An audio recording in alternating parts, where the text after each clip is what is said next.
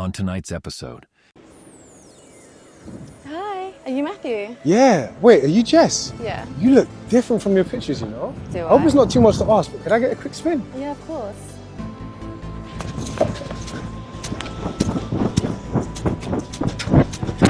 There are going to be people online that say you didn't get married because he wanted you to sign a prenup. Correct.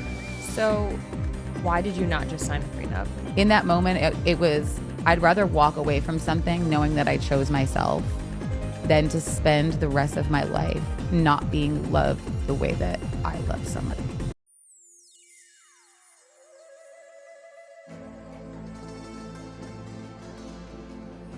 Here's a post from the Step Parents subreddit. Does anyone ever get that feeling that they're a second-class citizen in their own home? And if you do care to share why. One commenter said, I started to, and then I spoke up. To both dear husband and stepdaughter. I didn't appreciate them both automatically assuming they could get the couch and I would find somewhere else to sit. Or that I would clean up while they went to go play Switch right after dinner. I addressed them both at the table, without warning. I told them very calmly that I had something to say, and said it, and how it made me feel. And that while I understood it would take a little bit for adjustments to come through, I'm an equal part of this house and one of two adults, so I'll be treated as such. I was calm but militant and firm. I'm sure stepdaughter 11 thought I was a bitch or scary, but they both fell in line real quick. I never heard any high conflict bio-mom backlash, so I think what I said stuck so hard not even stepdaughter tattled on me. Never allow yourself to feel that way in your own home. It is poison for your life. Another commenter said I was made to feel like that. For over 2 years, in my own house. I bought it for us. Stepson wouldn't respond to hi or good morning. He was 6 when we moved in. So after 2.5 years of dating my partner, 9 now, the TV was basically his in the living room. Anytime I used our one bathroom, he needed it, and instead of just knocking, would complain to his dad. Recently, he'd been waking me up every morning despite his dad's pleas to be quiet because I was sleeping. Nope.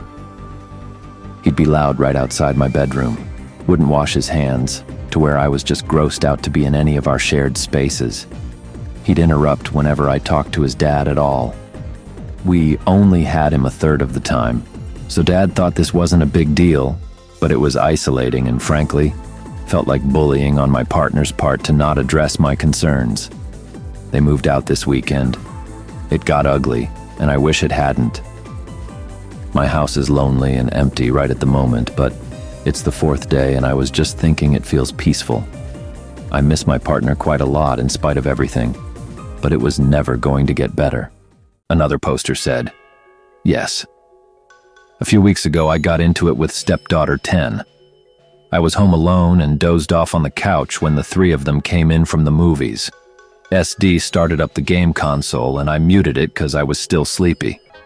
She tried to go behind my back and ask her dad to use the remote app on his phone because I was laying on the remote. I explained I was laying peacefully on the couch when she came in, and putting the TV on mute was a compromise since I don't want it on at all. She said it wasn't fair since the living room is a common area and people shouldn't be pushed out, and I lost it. I said she had no idea how many weekends I felt cast away to my bedroom so that her and her brother could have the LR, their dad's choice. I get she's just not used to not being able to do what she wants in there, but it brought the entitlement issue to light, and I'm not going to stand for it anymore. Like other commenters said, I can't worry about the kids thinking I'm a mean person. All I can do is hope that they'll understand once they get older and have perspective. Another says yes because the house he bought before me and the kids are his. But they are happy I'm there, so I'm not seen as second class, really. But I sometimes feel like they are the real family, even if my boyfriend reassures me. Sometimes I feel like his opinion on kids stuff outweighs mine, but that has only happened a few times. But obviously it makes sense because they are his biological kids, so his opinion on stuff should outweigh mine. I will give one example that does annoy me, though. His 15-year-old son is dating the daughter of someone he was in a relationship with a long time ago, and I'd rather not be in a situation where I have to run into her. But I don't think I will have to see her in any situation. Just annoying because I'd rather him find someone else to date, but we live in a small town. So, yeah. This commenter adds, yes, kids basically rule the house, take up the couch constantly, use both TVs to blast their YouTube videos or games, ignore me when I speak, and show zero interest in anything I have to say or offer to do with them. Rather than addressing me directly when they want to ask a question, they will ask my partner and speak about me in third person, even though I'm right there. No basic respect for me as an adult in the house. I swear they view me as a person who lives at Dad's house, rather than the fact it is mine and their father's house. This last commenter said the following, 100%. My stepdaughter, 13, runs this house. My husband just bends over backwards and she has him so snowed it's insane. He allows her to disrespect me, lets her attempt to tell me what to do, and he does not follow through with anything when it comes to punishment. I stay at home and go to school. He works all day. I give him a report of her being nasty to me and she will become a completely different person as soon as he gets home. Then he acts like I'm overreacting and he sweeps it under the rug. He doesn't enforce anything with her, and he lets her pretty much do whatever with no repercussions. It's absolutely maddening. The worst part about all of this is I was very close to my stepdaughter until I married her dad. She liked me until I became a constant. She doesn't like me because I see right through her games. She told me shortly after we got married, 3 years ago, that I'm not her mom and she no longer wants me to do mom stuff.